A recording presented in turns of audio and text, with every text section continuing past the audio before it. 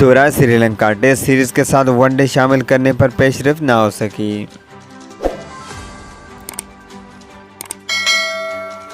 جی ہاں دوستو، قومی کرکٹ ٹیم کے دورہ سری لنکا میں ون ڈے میچز شامل کرنے کے معاملے پر کوئی پیش رفت نہ ہو سکی۔ میڈیا رپورٹس کے مطابق سری لنکا اور پاکستان کرکٹ بورڈ کے درمیان ٹیسٹ سیریز میں ون ڈے میچز شامل کرنے سے متعلق بات چیت آگے نہ بڑھ سکی۔ رپورٹس میں کہا گیا ہے کہ سری لنکا نے بھارت میں شیڈول ورلڈ کپ کے پیش نظر پاکستان کے ساتھ ون ڈے سیریز کھیلنے کی تجویز کی تھی، تاہم دونوں بورڈز کی ناگزیر وجوہات کی بنیاد پر وائٹ بال سیریز کو ڈراپ کر لیا گیا ہے۔ پاکستان اور سری لنکا کے درمیان سیریز صرف ٹیسٹ میچ پر ہی مشتمل رہے گی، جن میں سے 2 test matches ICC test champion شپ کا حصہ ہیں۔